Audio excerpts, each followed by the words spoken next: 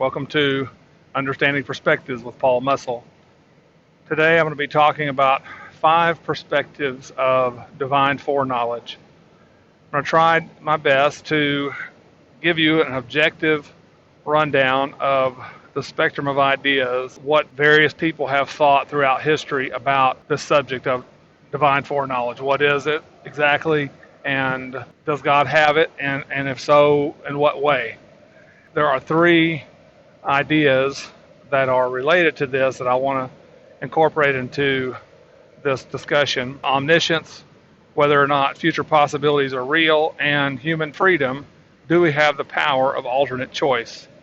You can see this table that shows how these ideas are related to these various different perspectives. I want to start by explaining what divine determinism is, because I think it's the easiest concept to understand, and it'll help you see how these other ideas are related.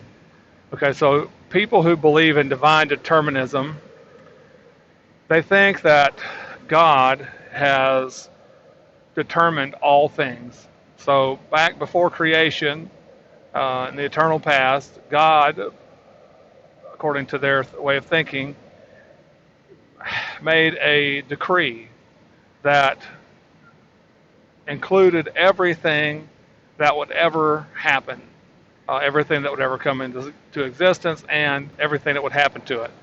And so the whole future was always, from the beginning of creation, fixed, in that there was one decree that God made and one path forward that we're just kind of living out and waiting to see what happens, because the future is out there in a real sense, and not necessarily that it exists already. That's a different question, but that it's definite that it's going to be a particular way.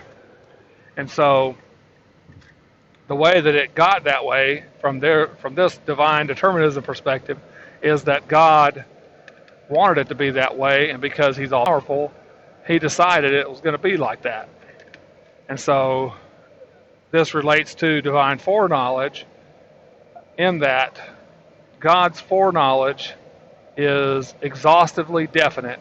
In every respect, it's certain and definite. There's no such thing in this way of thinking as a future possibility. So there's no choices that can be made between alternatives at this point for anyone, even God, because he's already decided how it's going to be. So everything is set in stone about what's going to happen. Doesn't seem that way to us, but that's how these people believe that it's going to go. And so, in their view, omniscience is an absolute. God knows everything, and with certainty and definiteness. There's no ifs and maybes. Those are just not part of reality. And as far as the future possibilities being real, absolutely not. There is no way that there is a choice for anyone to make about what's going to happen. That has already been decided. So we may contemplate things, we may deliberate between alternatives that seem real to us, but from this perspective, those are just illusory. We will do whatever it is that God has predestined for us to do. And how does this relate to human freedom? This is probably the part of this conversation that most people seem to be preoccupied with the most. I do think it's an important piece, but from my perspective, it's not the central piece. But there's an important division here. You'll notice on the table that on the 3rd row, the human freedom, power of alternate choice, that the divine determinist is different than everybody else, in that they say no, people are not free in the sense that they have the ability to choose between alternatives. And a lot of people are offended by this idea. They think that it's core to who we are, and that it's an important thing for God and even human judges to be able to judge justly that there needs to have been an alternative for the guilty person to have done otherwise. It's just that's kind of what people intuitively think, is that freedom just is the ability to choose between alternatives. The divine determinist says no, that is not what human freedom is. Human freedom is the ability to do what you want.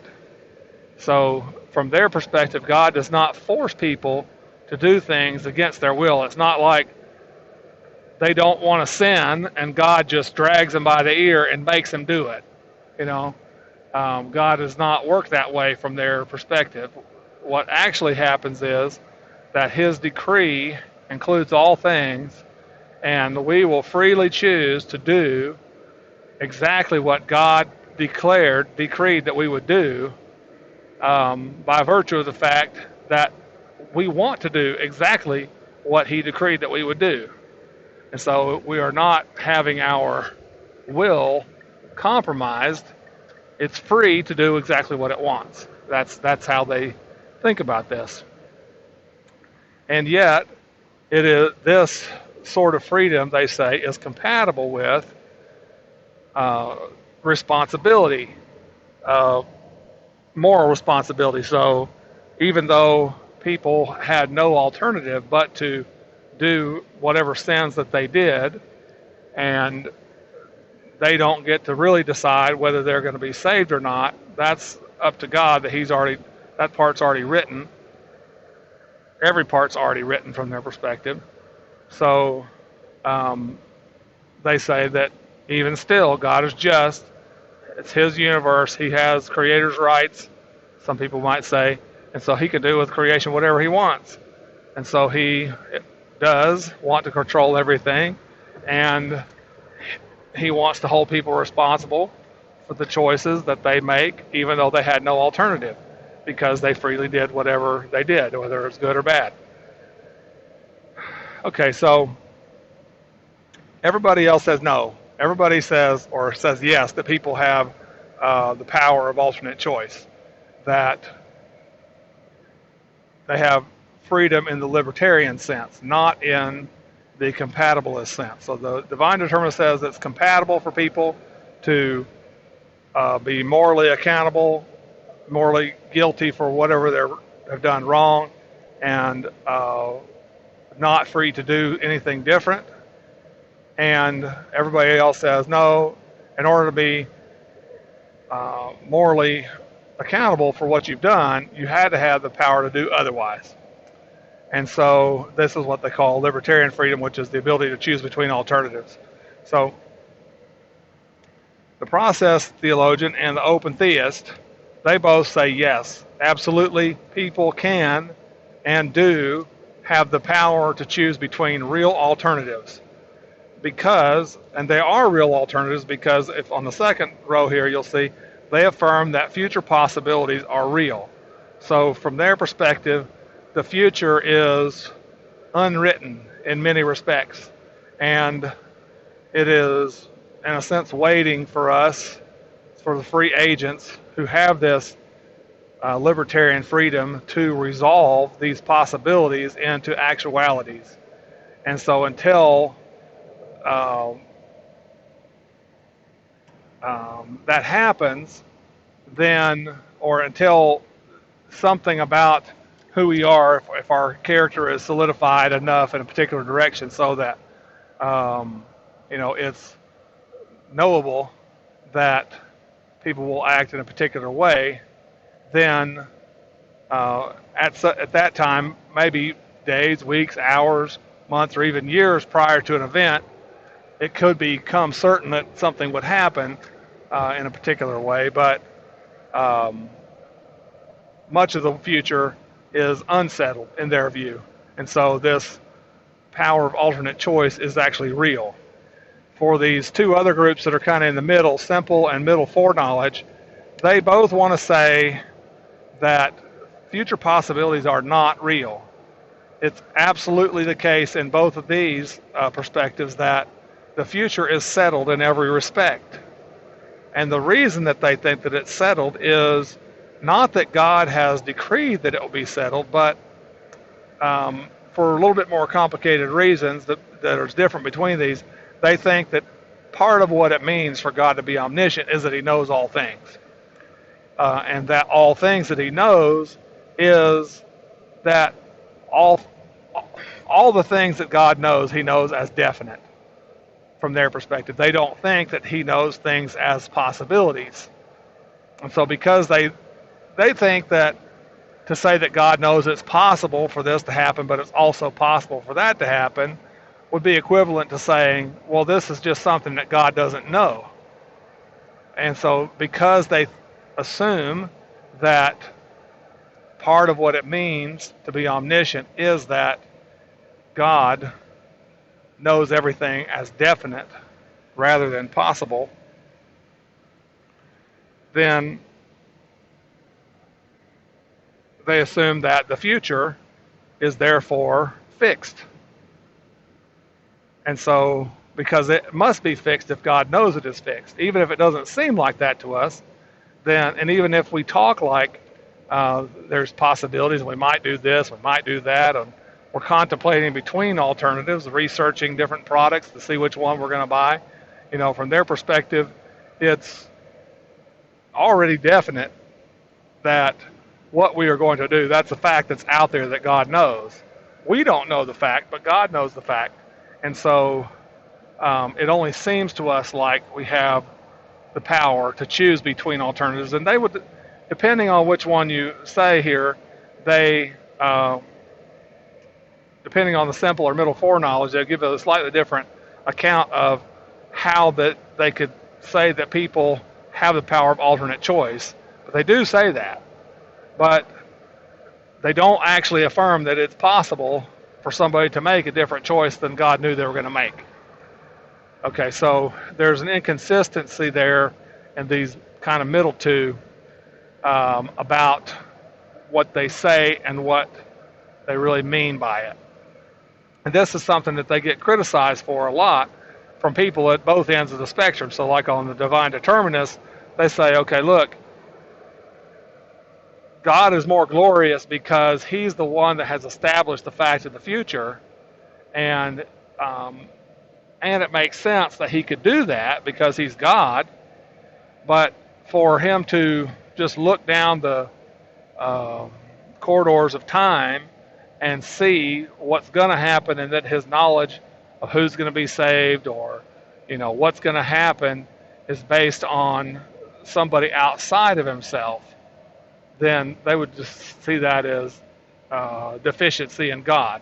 And so they would criticize this as an incoherent idea. On the other side of the spectrum, the process theologians and the open theists, they would actually agree and say, okay, this doesn't make sense, that you shouldn't be able to affirm both, that people have the power to choose between alternatives and deny that there are alternatives. And so they think that the mistake is to think that the future is settled in every respect. And so they think, the open theists and the process theologian both think that the future is unwritten, and so God knows that whatever aspects of the future that are unsettled as unsettled. And it's not a deficiency in his knowledge from their perspective to say that God doesn't know these things, because there's nothing there for him to know. It's not like it's a reality that exists yet. And there are no facts out there to be known about it. And so they don't deny omniscience. Some of them may, especially the process theology guys, they might say that God doesn't have omniscience about the future, whereas most of the open theists, I think, are going to say, yeah, God knows what the content of the future is. He knows what all the possibilities are, the full range of whatever they are. But the fact of which one is going to become definite has not been established. And so, of course, God is not going to believe something false about the future. He's not going to believe that the future is definite if, in fact, it's possible, right? So as an example, they might say, God does not know that there is a unicorn sitting in my lap right now, precisely because there's not. He doesn't know that it's there, but that's not a defect in his knowledge. His knowledge is accurate about the situation. There is no unicorn sitting in my lap, and so he doesn't know that there is one because there isn't. And so, in the same way, God would not know that the future is definite if, in fact, it isn't. If it's still possible that it could go a different way, then God would know that it's possible that it could go a different way. And so, that's what the process theology and open theist guys would say. Okay, now, let's talk about the difference between simple foreknowledge and middle foreknowledge. Okay, both of these guys want to say, or both of these groups want to say, God's omniscient, he knows everything, the future's settled, there is no such thing as a future possibility, but they both want to affirm that humans have, and maybe angels and even animals have, libertarian freedom, the power to choose between alternatives, even though they can't actually choose something different than they were going to choose, because God already knows what they're going to choose. So it's actually settled, but they theoretically could choose, but the fact of what they will choose is out there on some basis. And the basis on which that it's out there is different between these. And this is a kind of a fine distinction, but it's an important one for some of these guys to make, depending on what their perspective is.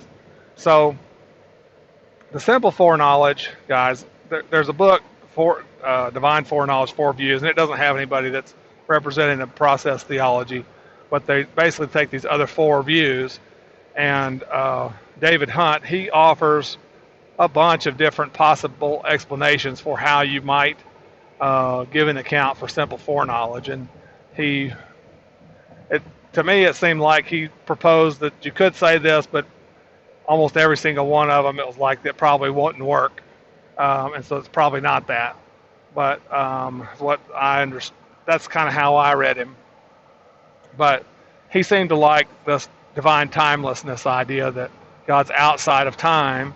And so it's kind of like he's looking at a parade from far away, and he can see what every part of the parade is doing. And that the parade is analogous to time. And so God is seeing like all of time, past, present, and future as like a fixed block of data. And so he could just look at a different point along that line and see what it's like and what's going on. And so because he has the ability to do that, then he knows what everybody's going to choose, even though what's real is that people can make these choices that are free in a libertarian sense, and so that he could hold them morally responsible for what they do and bring judgment justly, even though they can't do anything different than what they were always going to do. But the fact of what they were always going to do is, in this perspective, rooted in the choice of the person. And how it works exactly, a lot of people appeal to this timeless idea, divine timelessness, but most of them are just appeal to either, they might explain it like that, but they'll say, well, it's just too big of a mystery, we can't understand it. And I actually respect this, because even though it's got some mutually contradictory claims built in, they have these claims because they see in Scripture reasons to, what they think as reasons to hold all these things, even though that some of them are incompatible logically with the other ones. And they're just attributed to a mystery, like so many other things that people do, attribute to mysteries. The middle foreknowledge group, the Molinists as they're often known, they have a different view in that this is more of a, it's not a,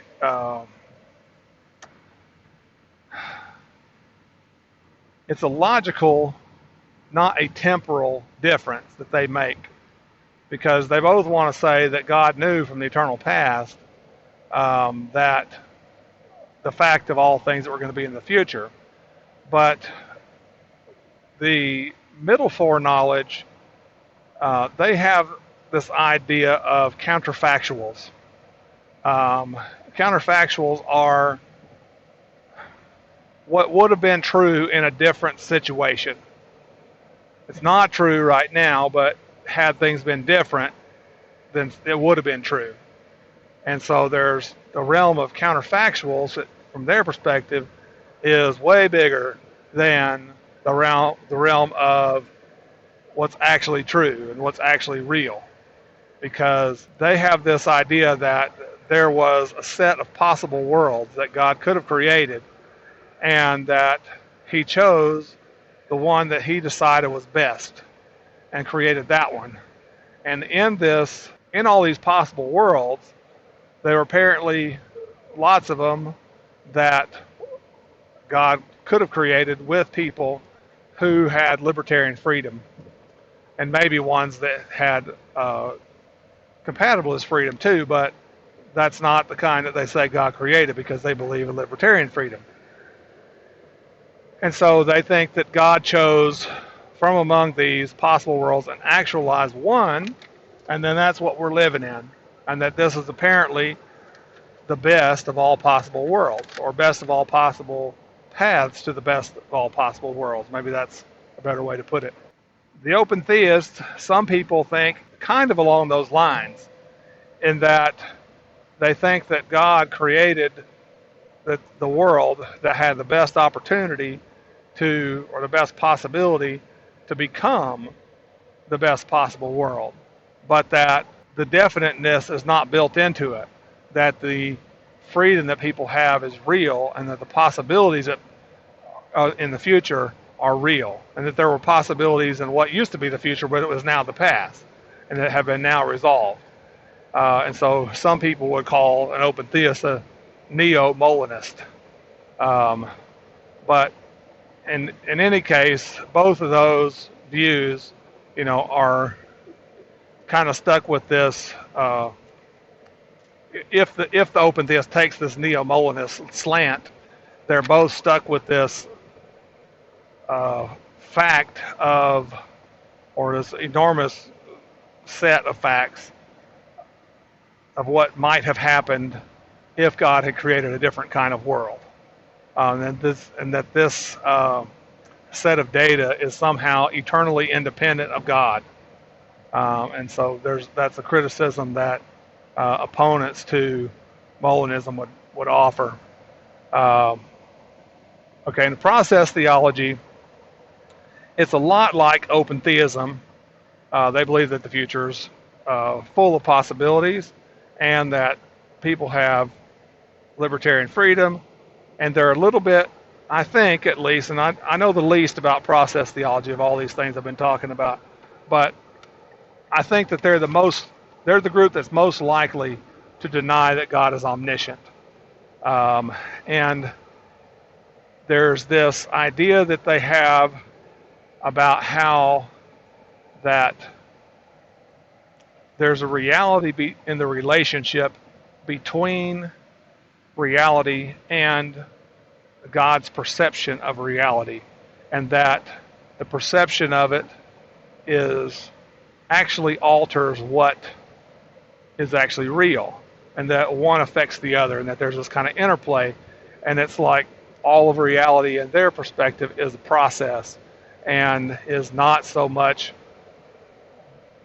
best represented by conceptually as sets of facts, but as a process that's changing all the time. And so it's very much on the opposite end of the spectrum from this divine determinism thing, because they also have a very different sort of idea about what it is like for God to be God. Whereas the divine determinists have these timeless, immutable, impassable, sort of very fixed sort of ideas about what God is like. And the process theology end God is a process just like reality, and he's in constant change all the time as his experience of the world changes. And so it doesn't mean necessarily that they would say that he changes in his essence or what he's in his nature or something like that. That's not what I'm saying, but they have a very different idea about God than a lot of people on this spectrum. And so I don't have a lot to say about process theology because I don't understand it that much, to be honest with you. There's a lot of philosophy in it, and it seems like a lot of process theology people are smart. I think you have to be able to understand what they're even talking about. And there's not a lot of them out there, and when I have heard them talk, maybe I'm not smart enough to understand what they're talking about, but I'd like to get one or more of them on the show and get them to explain to you what they think and why they think it. So that's pretty much what I know about these different perspectives as far as just how they're distinguished from each other. And you can see on the table, there's different people who are advocates of these different positions, and that there are, if you look in the denominations row, you'll see that there's a lot of diversity among denominations, in that you would have people probably of most of these different perspectives that would attend churches of lots of different kind of churches, and so you'd have a mix. But there's a few denominations that are very much on the divine determinism side. Presbyterians, Lutherans, Catholics, they're all on that end of the spectrum. So it doesn't mean everybody that goes to those churches has that same theology, but at the top, it is kind of that way. So I'm going to try and get some more people to interview about this subject and to get their perspective and why they think it. And I'm also going to try and do some other videos, maybe on the individual ones of these, and trying to see from Scripture what the reasons are that people see in Scripture to adhere to one of these perspectives or another, and why they have problems with each other. So tune back in for those episodes. Thank you so much for listening. I hope this has been helpful. God bless you.